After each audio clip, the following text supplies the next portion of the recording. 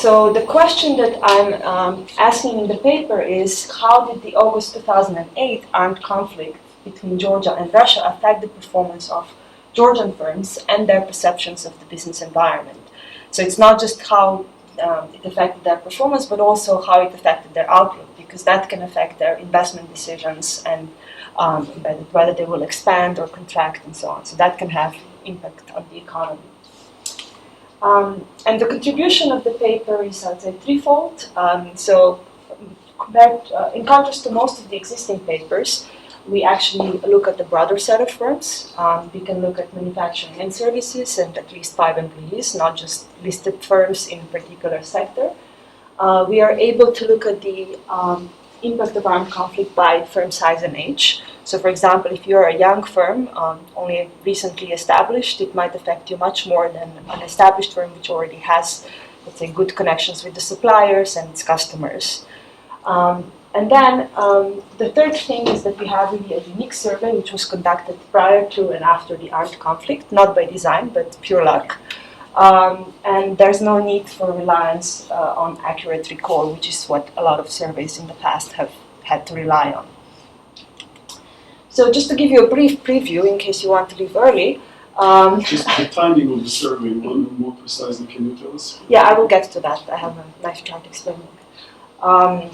So briefly, in terms of what we find for the results, so we find a negative and significant impact on the share of exports in sales and number of employees for a subset of firms.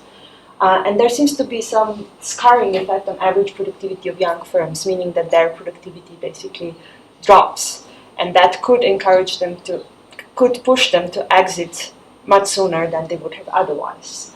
But in terms of the perceptions, the impact was not always negative. It really depends on the measures taken by the Georgian government and the international community. So I'll go into a little bit more detail when I get to this topic later. Now, I will try to present a brief background on the conflict based on sort of the neutral international results. So hopefully I didn't get anything too wrong. But my understanding is that the Soviet Union declared South Ossetia an autonomous oblast in April 1922, and there was relatively little conflict until the late 1980s and the breakup of the Soviet Union. But then fights started in 1991, and peace was negotiated in 1992 with the Sochi Agreement. But then after that, tensions increased again and became stronger after November 2006, when 95% of South Ossetians voted in favor of independence from Georgia. And this culminated then in August 2008 armed conflict, which lasted 5 days, according to the sort of accepted reports. There were over 100,000 displaced people, damage to the roads, destruction of civilian infrastructure and property, and lost fiscal revenue. So there was an impact felt in the economy. Now, the conflict itself was not something that was anticipated to happen at that particular point, at least by private sector firms, according to my understanding. So this is what we can exploit in the estimation. Now, the problem is, though, that there was another thing happening around the same time. So the financial crisis happened basically a month later. The collapse of the Lehman Brothers occurred in September 2008, and that had an impact on Georgian economy as well. So from the second to the third quarter of 2008, GDP dropped by 7.2% year on year. That's a significant drop. And FDI fell, and exports and imports fell as well. So you can see that in the chart. There was a drop which started in the third quarter and then kind of reached the trough in 2009 and then recovered. So that's something that we need to take into account in the estimation, because we can't describe the whole effect of to the armed conflict. And if you look at the monthly level data, because the conflict lasted only 5 days in August, you see that there was a slight drop in exports and imports in August due to armed conflict, before recovering in September and then dropping again due to the global financial crisis. So there was some impact of the armed conflict that you can see in the monthly monthly data. Another thing which people usually say is that you should also look at what happened to the economic activity. And I'm not aware of any district level data for Georgia that would measure economic activity, so by district. But one source that is frequently used in economics now is nighttime lights data. Okay? So this chart here shows the average luminosity by districts that experienced armed conflict and those that did not from 2000 until 2012. And you can see that in 2008, there wasn't really you can't see much of a drop in 2008. The luminosity was increasing, so this kind of indicates that economic activity was increasing as well. But you can see that in 2009, there was a much bigger drop for districts that experienced armed conflict than for those that did not. So there was some impact, definitely also related to that. You can see from various data that armed conflict did have an impact. Maybe not immediately in 2008, but in 2009 that's what occurred. So to answer the question of how armed conflict affected firm performance, I'm using the World Bank and EBRD Business Environment and Enterprise Performance Survey. You might be familiar with it already. It's basically an enterprise survey with an objective to gain an understanding of firms' perceptions and of the business environment in order to be able to assess the constraints that they face. And also it has measures on firm performance. So we know about the firm's sales, employment, and exports. Okay. The survey itself has a representative sample of the economy and is stratified by sector, size, and region. And it was first conducted in 1999, but the latest round, the fifth round, was completed in 2014. Now, in this paper, I'm using the fourth round, which was conducted in Georgia between 15th April and 8th of August 2008, and we completed 373 interviews. Now, we completed a few interviews on the day of the conflict. The rest we managed to do before. And then we basically decided to go back after the conflict, fairly soon after it though, in February and end of February and March 2009 to find out basically what has changed. And at that time, we managed to interview 286 companies out of those 373. So some were no longer active, some didn't want to talk to us again, but it's still a relatively good number of interviews that we managed to complete. So on average, there were approximately 9 months between the interviews. So that's a fairly short time period. So what I'm presenting here is really short-term impact of armed conflict. I forgot to say at the beginning, if you have any questions, feel free to interrupt while I'm talking. Okay. So the table just shows you some breakdown by region, and I have another map a bit later. So how exactly does the timeline look like in terms of the survey and the conflict? So first we started BEEPS in Georgia in April 2008, and we finished it just a bit after the first shelling happened. Georgia shelled the South Ossetian capital, Skin-Valley, and then Russian offensive began and ended on the 12th of August, if I'm not mistaken. And then there were a few months in between, and we started the follow-up survey in end of February, which lasted most of March.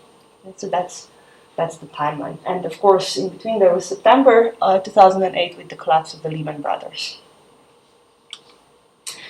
Coverage. So unfortunately, we didn't cover the entire territory of Georgia with BEEPS in the past. We now try to improve that. But the map here shows you the location of the firms that I'm using in my sample and which districts were covered and which were not. So the darker colors represent the districts that were covered in BEEPS, and they're separated by whether they experienced armed conflict or not. And the lighter colors are those that were not covered. Okay, so you can see that we didn't cover quite a bit of the territory. The circles show are proportional to the number of firms in the locality. Now, I should mention here that if any one of you goes to EBRD website and looks at PEEP's data, you won't find the location of the firms there, but it's available for research purposes. If you basically write to us and sign a confidentiality agreement, you can get access to that too. Okay, so this is basically what we have and what we exploit in the survey. Now, what's the evaluation problem? I feel a bit funny saying that the treatment is armed conflict, but essentially this is what it is, and this is an evaluation problem that we're dealing with. And armed conflict had a direct impact on some of the locations. So there was some of the locations were bombed, there were a few battles, and there was army present in some of the locations. And on others, it had only indirect impact. Okay, so there was no bombing as such. But financial crisis, which was the confounding factor I mentioned, we argued that it had basically the same baseline impact in all locations, and that the differences were only the difference in the impact varied according to the establishment's characteristics. So, for example, if you're an establishment that has a loan, you might be affected differently than an establishment that doesn't. If you need to refinance if you basically had a loan that you needed to refinance just when the global financial crisis started, you would be in much worse position than a company that doesn't have a loan and doesn't need to refinance it when the conditions changed with the banks. And so to substantiate this claim that basically the variation is only in terms of the firm-specific characteristics, we looked at the bank balance sheet conditions by districts in Georgia. So we used data from another EBRD survey, Banking Environment and Performance Survey, which collected information on bank branches in the country. So we have the information on where all the bank branches are located from that, and we have information from bank balance sheets about their sort of tier 1 capital and ratio of assets to capital. So we looked at that and looked at differences between banks located in districts that experienced armed conflict versus those that didn't, and we can't find any significant differences. So this suggests that on the supply side, at least, there were no differences in conditions in terms of financial sector conditions. But there were differences on the demand side in terms of which firms needed a loan or which firms needed to refinance a loan around that time. Okay, so that suggests that our assumption about the baseline impact being the same anywhere in Georgia is valid. Now, of course, the locations that were bombed were not chosen randomly.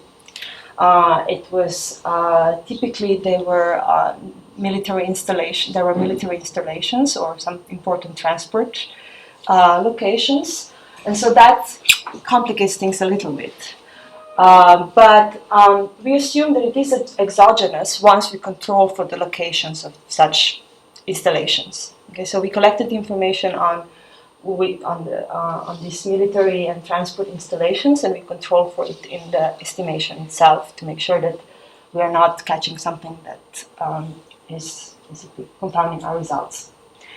And the assumption we have to make is that if armed conflict did not occur, then the difference in the performance and perception of business environment between firms located in districts directly exposed to armed conflict and the firms located in districts that weren't directly exposed would have been the same across the two types of districts. So you wouldn't see any differences over time in the performance of firms if the armed conflict didn't occur. Okay. And as you'll see, that's basically we are using the difference in difference estimation strategy. And as I mentioned, we assume that the impact of financial crisis is the same in the baseline everywhere in Georgia, but it varies by firm characteristics. So to account for that, we include measures that proxy as indicators of vulnerability of each firm to the financial crisis, based again on BEEPS data. So the measures that we include are indicators for 50% or more of the firm's products paid for after delivery. So they basically have some maybe cash flow issues. For firms that purchased fixed assets in 2007 and maybe needed a loan for that. And for firms that have a line of credit or a loan in 2007, again, they might need additional funding or refinancing. Okay. So those are the controls that we include. And now we can write down the estimation equation. So it's, as I said, difference in difference. So what we have is y is the variable outcome of interest. So that will be sales or employment or perceptions, as you'll see later. And then the basically the coefficient of interest is beta, which is coefficient on the interaction between indicator for armed conflict districts and the year after, so after the bombing. And we control obviously for armed conflict, year after, military installation locations, as I mentioned. We also control for firm characteristics, so we control for type of ownership, foreign ownership or state ownership. We control for the age of firm, for the size of firm, and I think we also control for whether the firm is an exporter or not. And besides that, we control for region-specific fixed effects, industry fixed effects, and yeah, so that's for a lot of things. So if you remember, I said that we started with 373 firms in 2008. We managed to re-interview 286, and we're putting all these controls. So that's pushing the data pretty hard. So if we do find some significant results, they really must exist in the data itself. Otherwise, we wouldn't see anything because it's a very small sample, and there are limitations because of that in terms of what we can do. Okay, so the measures that we look at in terms of firm performance are sales, and we are able to look at total sales and then broken down into national sales and exports. We look at employment. Again, we can look at permanent and temporary employment, and labor productivity. So that's just sales divided by employment. Sales refer to, because of the way BEEPS is structured, so when the survey was conducted in 2008, we were asking about the performance in 2007. So they're, basically what were their sales in 2007. They didn't have the sales for 2008 yet. And when we did the survey in 2009, we were asking about the sales in 2008. So the sales will refer to those years as a whole, right? And they're measured in 2007, Constant, George, and Larry. And employment is measured at the end of 2007 and end of 2008.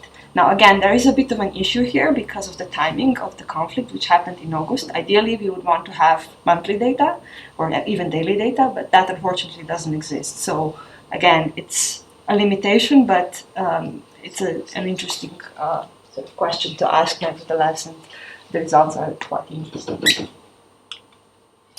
Now, on the business environment perceptions, we basically are interested in whether the impact on the establishment's decision, basically regarding investment or introduction of new products, and possibly on their performance. And so the question that is asked indeed is, let's say, are customs and trade regulations a no obstacle, minor obstacle, moderate obstacle, major obstacle, or a very severe obstacle to the current operations of this establishment? So that's the question that we ask on a series of basically aspects of business environment. And what we look at is change in the likelihood of firms ranking a particular aspect of the business environment as a major or very severe obstacle. So we kind of ignore all the other information that we have and focus just on the major things. Okay. Now again, with some of these aspects of business environment, you could think that, well, they're largely determined at the national level.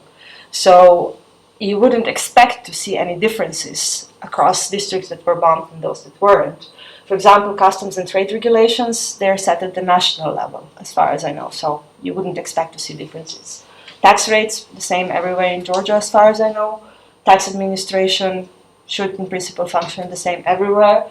Labor regulations are the same across the entire Georgia as well. And access to finance, at least as we showed, seems to be the same in terms of the supply, right? But there are others that could be influenced by region or district, and then could also then be influenced by armed conflict. So, such as electricity, for example, transportation, informal sector might be more spread in some regions than others. Then business licensing and permits in some sense could vary by region. I'm not sure if that's the case in Georgia, but in principle it could. Corruption could also vary. And inadequately educated workforce or workforce skills also vary by region. So I would think that in Tbilisi it's somewhat more, in Tbilisi you can find skilled labor much easier than you can in the regions. Right? So there's basically these two things, and that's kind of how we thought about it first, but you'll see that it's not always the case. We also find some significant results on those that we wouldn't expect to see differences. So just to give you an idea of what the biggest obstacles were before and after the conflict, in 2008, the survey, the biggest obstacles were named as access to finance, political instability, and tax rates. Now, I argued that access to finance, at least from the supply side, was basically the same everywhere in Georgia. One thing which PEEPS doesn't tell us immediately is whether the firm actually really has a good project to be financed or not. So that's something that you can't see from there. But you can see basically whether the firm was credit constrained. So this means wanted to have a loan and couldn't get it. Either didn't apply for it or was rejected when it applied. But so it can be the case that firms name access to finance as one of the main obstacles, but you need to really look at the other conditions to know what this means, right? So if it's really an issue of supply or if it's an issue of demand. Okay. In 2009, not surprisingly, the main obstacle was political instability, followed again by access to finance and practices of competitors in the informal sector. And there were some differences between districts that experienced armed conflict versus those that didn't. So the chart on the left shows no conflict. The chart on the right, or on your right, shows the results for districts that experienced armed conflict. And one thing which is pretty obvious immediately is that firms in districts that experienced conflict basically complained more about pretty much all of the aspects that we asked them about. Okay, so they felt more burdened by the business environment. They complained much more about it. And it could be that business environment, at least in some aspects, was the same everywhere, but when you are basically dealing with the loss of customers, you might experience things differently than when you're not. Okay, so there are a lot of numbers on this table. But basically, this first looks at the impact on sales and employment, impact of armed conflict on sales and employment. When you are just when the indicator of armed conflict is just a 0-1 variable, right? So here we don't differentiate in terms of how many times a place was bombed. It's just, was it bombed or not? And the coefficient I'm reporting is the beta coefficient from one of the previous slides. So that's armed conflict times the year after. Okay. So you don't see, I put the significant coefficients in bold. There aren't that many. So panel A shows the overall result for all firms. And there we just see that basically the share of exports in sales decreased by about 1.6 percentage points. Okay. Not surprisingly, perhaps, but that's basically the main result. And then the other thing is that the full-time employees decreased by about 10%, but that's only significant at the 10% significance level. Where we are supposed to see these numbers? Can you? So it's the last column over here. Yes, this one. Yeah, the last column. Yeah, so these are in, most of them are in logs except for the share of exports in sales, that's a percentage. Then in panel B, we allow the coefficients to vary by firm size. And so in BEEPS, the firms are stratified by size, and the size categories that we use are basically less than 5 to 19 or 1 to 19 employees, 20 to 99, and then 100 plus is considered a large firm. So when we look at things by size, we see that large firms experienced a quite significant drop in sales. So that would suggest almost 30% drop in sales. It's in logs. But on the other hand, medium-sized firms seem to have experienced an increase in national sales.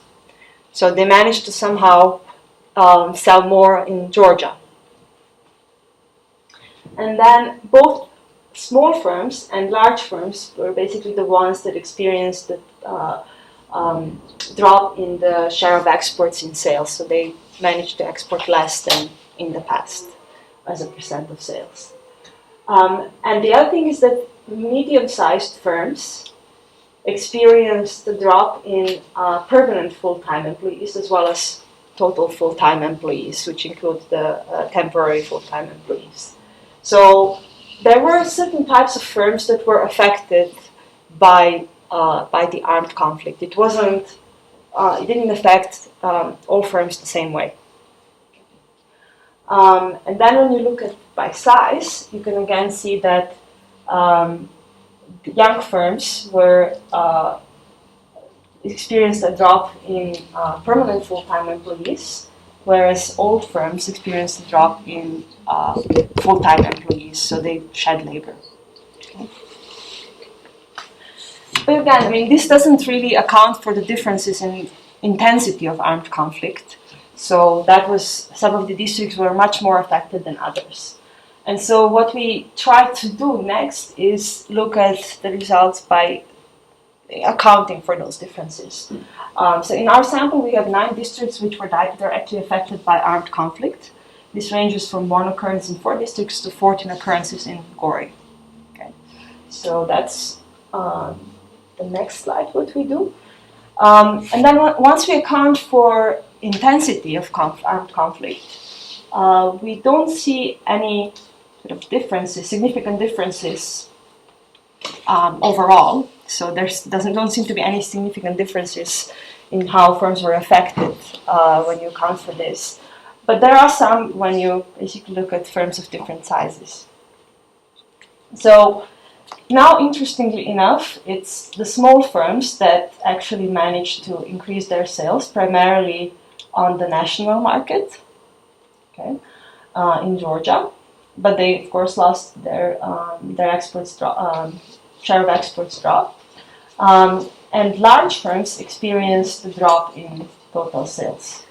Okay.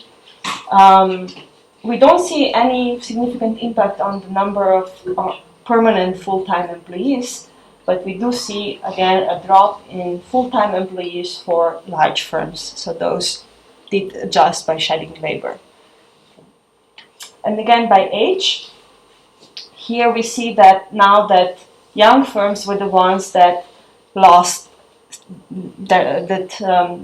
suffered from a drop in sales, both overall, and in Georgia, and that was 2.4% to 2.1%. So that's, let's say, quite significant given the duration of the conflict. Whereas old firms somehow managed to increase it a little bit. Now that could be because they already had established position in the market, and because some of the young firms weren't able to react immediately, the old firms were able to sort of take advantage of that. But also, I would suspect that some of the informal firms that are not necessarily registered kind of ceased to operate during this period because they were not able to get any sort of help from the government by the default of being not registered. So that's kind of how this dynamic may have worked out. And so in the case of old firms, they did experience a drop in the share of exports in sales, but they managed to compensate for this through the selling more in Georgia. Okay. Now, one of the things which could confound the results is also the fact that our districts include those that, so we have districts that experienced armed conflict and districts that didn't. And then there are some of those districts that didn't experience armed conflict were neighboring those that did. So they share a border with districts that had an armed conflict. And there you could expect that there were some spillover effects. And so it's plausible that firms in districts that are neighboring on those that were bombed were affected more. So to account for that, we then reduce our sample further to just those districts that were bombed and those that were neighboring on them. Okay, and so here again the results are more or less robust to what I showed you earlier. So what happens though now is that we see that firms were actually able to increase their national sales and through that the total sales. That could be also because those districts, they were maybe cut off for a few days, and the imports that are usually in the market couldn't reach the customers, so they were able to take advantage of this, and that's how they were able to increase their sales. And we see that again, in this case, the small firms were again able to increase their sales because of this. But there is quite a strong impact still on the number of full-time employees for large firms. So that's still negative and significant. It dropped by about 4.5%. And when we look at coefficients by age, we again see that there was a positive impact for all firms. So they were established in the market, they were able to take advantage. But they did shed labor as well. So both large firms and old firms reduced the number of total employees that they had. Just a question on this. So you have directly bombed or affected regions and the neighbors. And what is your prior? Your prior is that? So the prior is basically that it might be better if I'm including districts that do not have a border with the armed conflict districts, and they they basically were not so exposed perhaps, and the spillover effect would be smaller. But what you expect the spillover effect to be negative or positive? To be honest, I was expecting that that I would see basically that armed conflict districts firms in armed conflict districts would perform worse, but there are explanations for why we find that they perform better. Yeah. I was thinking that perhaps those that are neighboring on those directly bombed could actually benefit from. They could get more. They could get migration. They could get some business could move. They could, but it doesn't seem to be on these measures. Yes.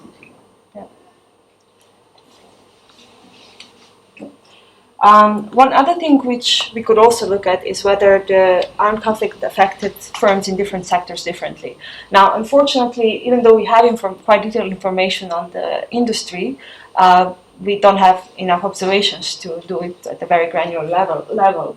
So we can only do it by manufacturing versus services. But that again gives you some idea, at least, of how the impact can be different.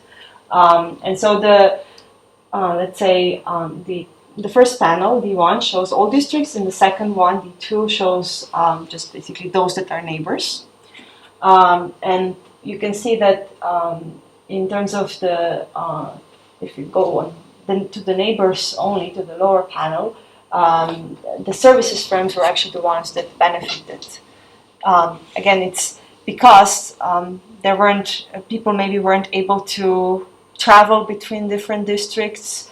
The firms that were located in those that were where armed conflict happened were able to increase their sales. So that's one of the possibilities. But in services, firms shed labor more than in manufacturing, where it seems that actually the full-time employees increased.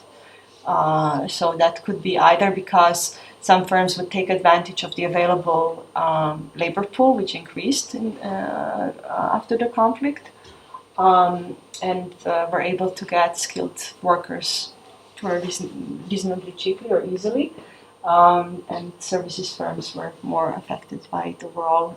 They basically let go some of the temporary employees in particular. So what this shows basically is that even though sometimes you might not find an impact on firms overall, you might find an impact on different types of firms. So the same thing can affect different types of firms differently, and it's important to know what the differences are to have an appropriate response.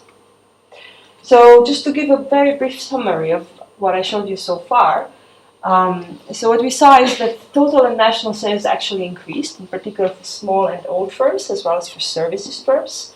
So they might have been benefited from imports not being able to reach the Georgian market for a short period of time.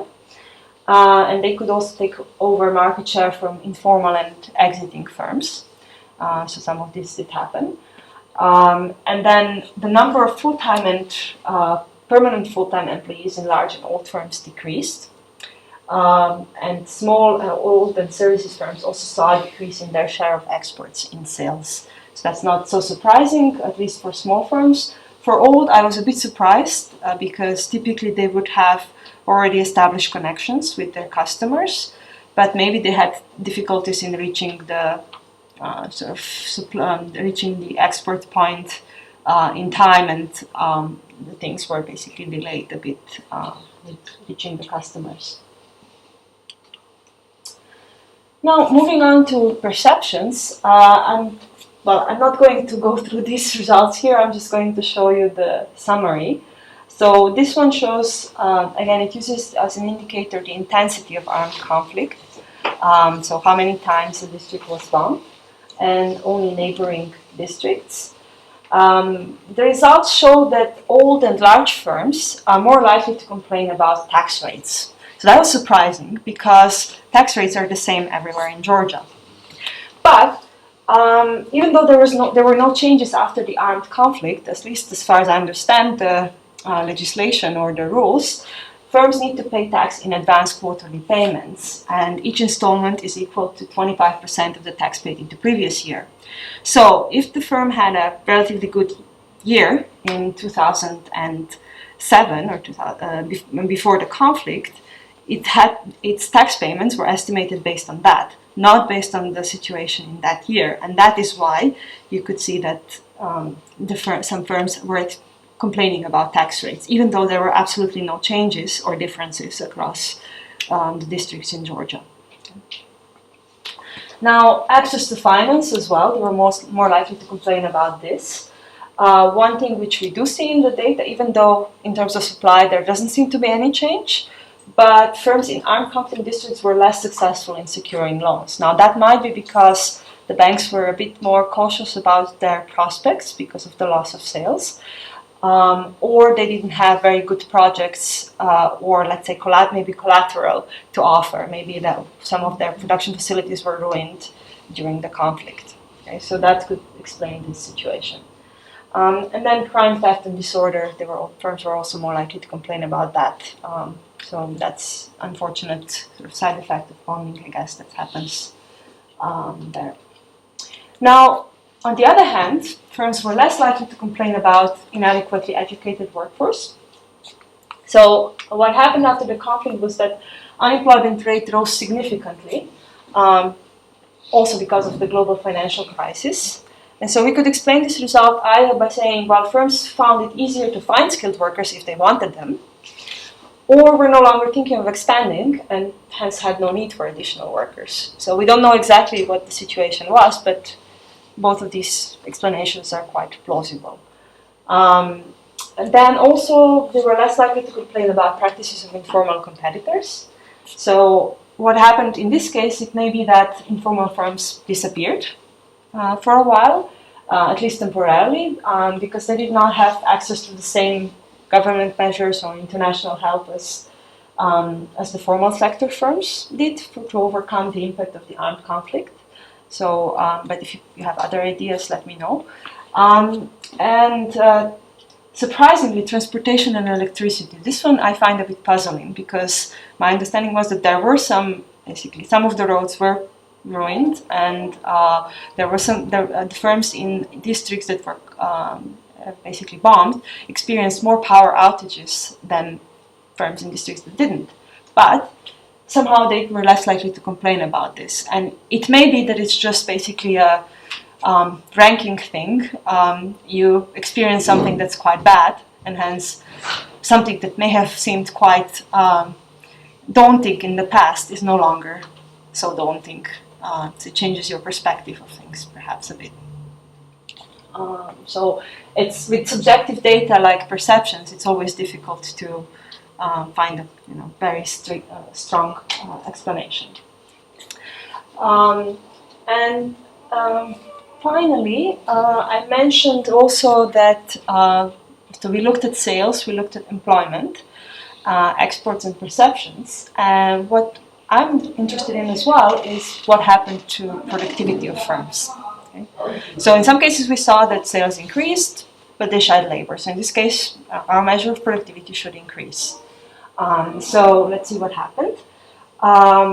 So overall, when you look at the full sample, all districts that are covered, we don't find any significant differences between the two types of districts. They had about the same average, the same labor productivity on average.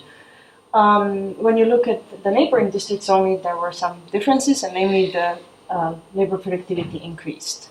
Okay, so that could be because firms that were less productive exited, or because simply they shed labor and they somehow managed to still keep the same, keep the sales up. There were some differences by the size of firm. So large firms improved their productivity. So we saw that they shed labor, but they increased their sales. So that basically went through that channel.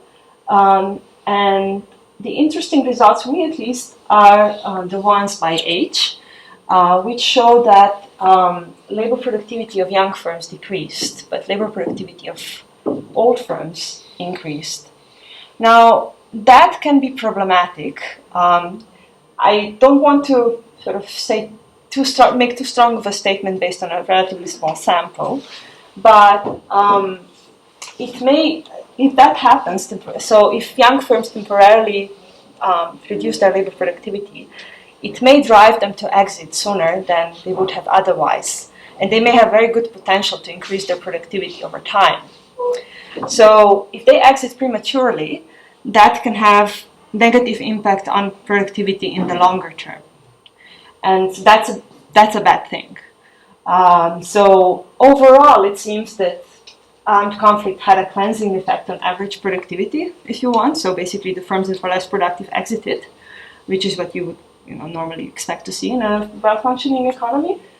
But because it had this, let's say, scarring effect on average productivity of young firms, there is some concern about what that might mean for the future. Okay? And so when governments are thinking about how to help firms in such situations, maybe they need to focus on young firms and not necessarily always just SMEs. Okay? Now, this was very short-term impact. So as I said, it was about 9 months between the two interviews, and sometimes you don't see the full impact until later. And also remember that our data for 2008, so that's after the conflict for sales and employment, refer to the full year, which is 8 months before the conflict and 4 months afterwards. So it would be nice to be able to estimate a longer-term impact. And we did conduct PIPS 5, the 5th round in 2012 and 13, with financial information referring to 2011. But the problem with surveys is that even though we try, the panel component is relatively small. So starting with a very small sample already, we ended up then with 81 firms that participated in both PIPS 4 and PIPS 5. And as you would expect, most coefficients are not statistically significant. In such a small sample, you really need to have a big impact to be able to estimate it, to get a significant estimate. But there are some exceptions. So one thing which persists is that the number of permanent full-time employees decreased overall and for small and medium firms, so we saw some of that earlier. And total national sales of medium and large firms increased. even during this period, and labor productivity of medium and large firms increased as well. But I would love to have better data to be able to look at these things more robustly and see what happened with the firms. But unfortunately, it's only the Ministry, I think the Ministry of Finance, the tax authorities have such data, so it's not easily accessible. But I think it's, if you really want to understand basically what happens to firms, you need to have such information to be able to know. Okay. So, to conclude, we find some positive and significant impact on sales, particularly for small firms, which have less competition from informal firms and take over market share from firms that exited. We find negative and significant impact on full-time employment in large and old firms, and negative and significant impact on share of exports and sales for small and old firms. As I mentioned, the concern is that this may have driven young firms to exit prematurely, which could have negatively affected productivity in the future. With the perceptions of severity of several business environment obstacles, there were some surprising results, at least at the first glance, but for most of them you can find some explanations that are quite plausible. So, what are the policy implications? Well, even in the short run, and even when the conflict doesn't last long, it has an impact on some firm performance measures, and maybe not on firms overall, but at certain types of firms it has a negative impact, and certain times positive perhaps. And these type of things can have an impact on firm dynamics. It can force some firms to exit or to close down sooner than they would have otherwise. Now, if those are less productive firms to begin with, well, that's good. If not, then that's a bad thing. So it's advisable to adopt measures that would help firms to alleviate the impact of armed conflict. And when it comes to perceptions of the business environment, well, in those cases, the impact likely depends on the quality of pre-conflict business environment, changes in the appetite for various services, and the measures taken by the government and the international community. So in some cases, firms perceive, let's say, tax rates were perceived as more binding. In those cases, maybe the tax authority could have helped the firms by sort of relaxing the rules a bit that year. Maybe not, who knows, but maybe it's better to be consistent. But if this was really a huge burden for the firms, that might help them. Again, some firms may stick around longer. So it all depends really. You have to know what the situation is and think about the measures you take to really be able to help firms to survive, those that should survive, of course, and then have a positive impact in the longer term. So that's really it from me. I would be happy to take any questions or comments, and thank you very much for listening.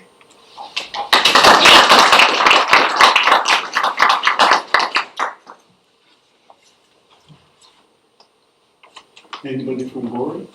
I want to ask May. So I don't know. Maybe I didn't get it quite well. So how do you isolate the effect of the financial crisis from the impact of this war? So yeah. So it's in two steps really. The first step is that we argue that the impact of financial crisis, the baseline impact, was the same everywhere in Georgia. Okay. And we substantiate this by looking at the supply side of things. So with the situation in banks, what was their Tier 1 capital and ratio of total assets to capital, which gives some idea about whether they're able to borrow in the market and then provide financing to firms and households.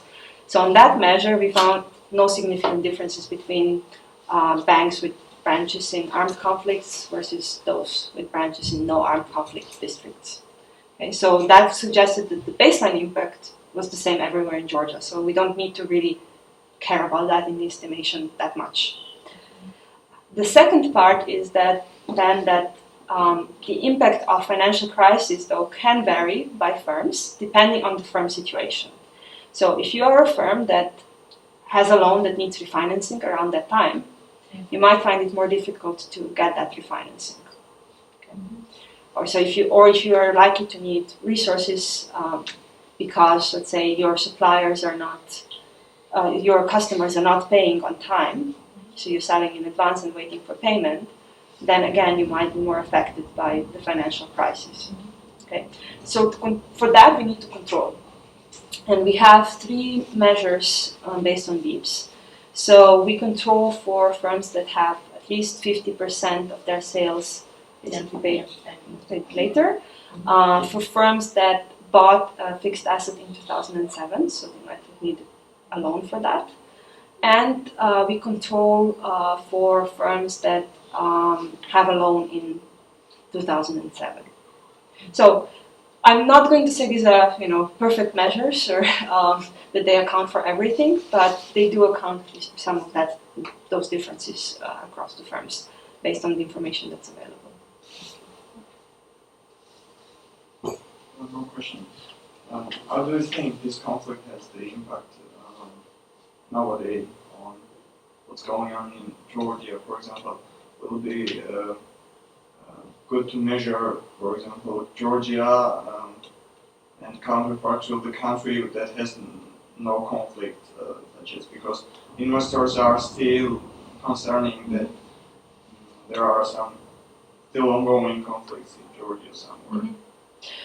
Mm-hmm. That's a very good question. And so when we were first discussing doing the follow-up survey in Georgia, we thought about doing the same in one of the other countries that are, let's say, roughly similar. Unfortunately, in the end, we didn't manage to do this for financing reasons, if nothing else. But I think if the data existed, it would definitely be an interesting and good thing to do that. The problem is the availability of data.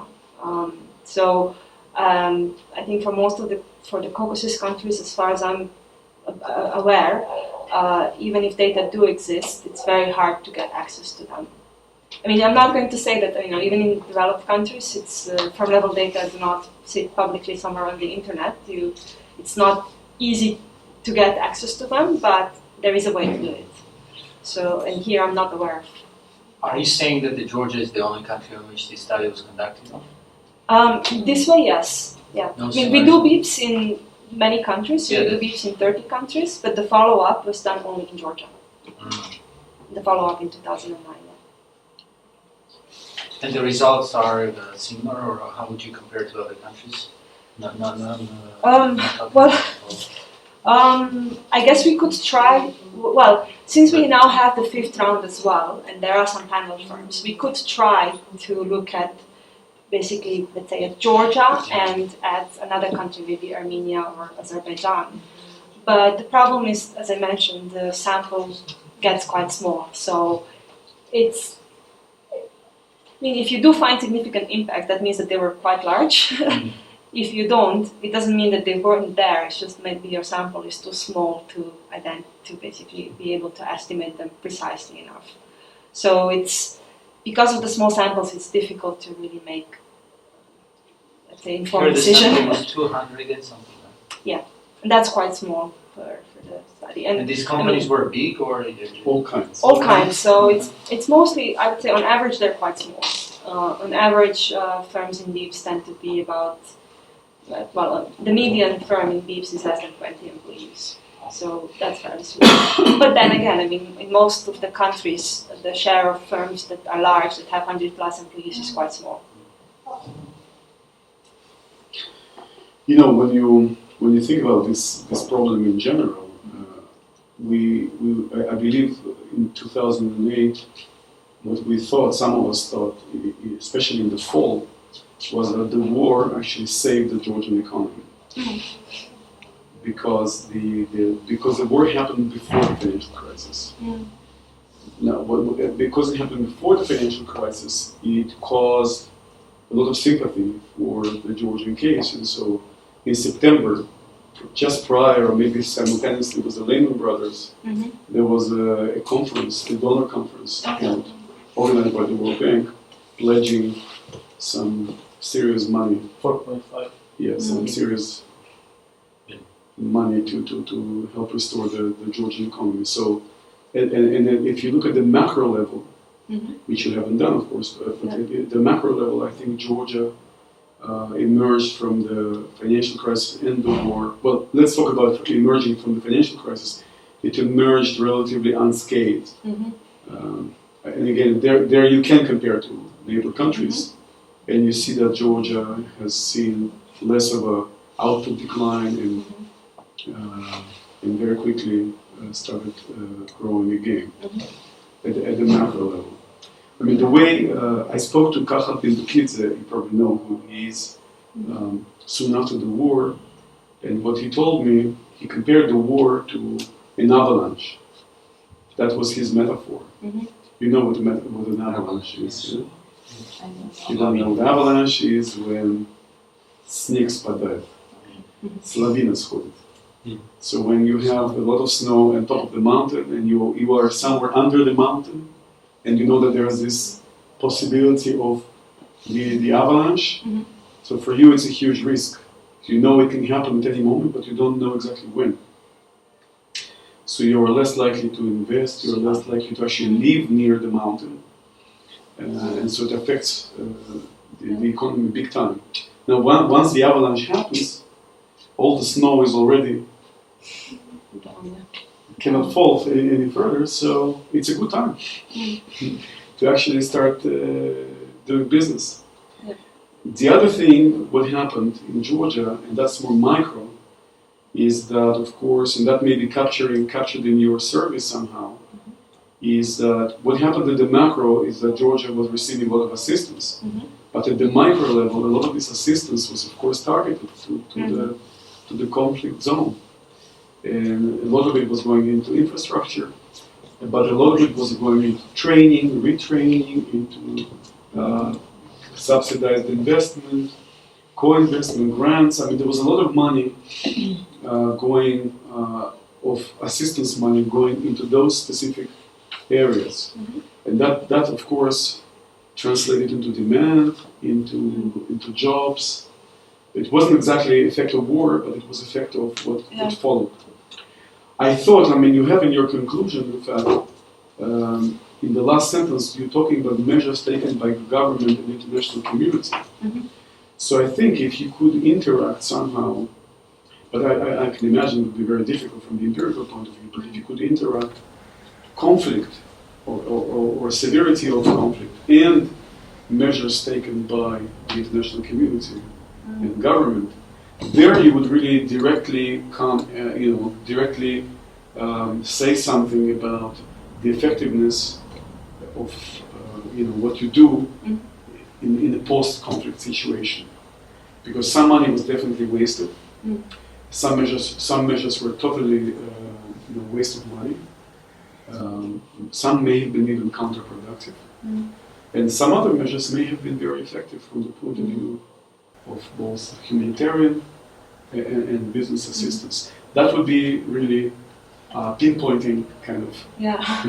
But you clearly can't do that. I'm afraid the sample is too small, but if anyone has good connections at the ministry for tax revenue and get the data from there, let me know. I'm happy to do it. Georgia tried to coordinate, in fact. I mean, the Ministry of Finance at the time was running donor coordination meetings and a matrix of donor assistance. So one could, I think there would be a source of data. Well, on the donor funding, yes, but I meant firm level data. Well, not firm, but at least location-wise. So you could, because you have location for each firm. Like just like you have illumination data, you might just as well have, how much not only rain was there, but how much financial rain was sprinkling in different locations. And that might be that would be an explanatory factor.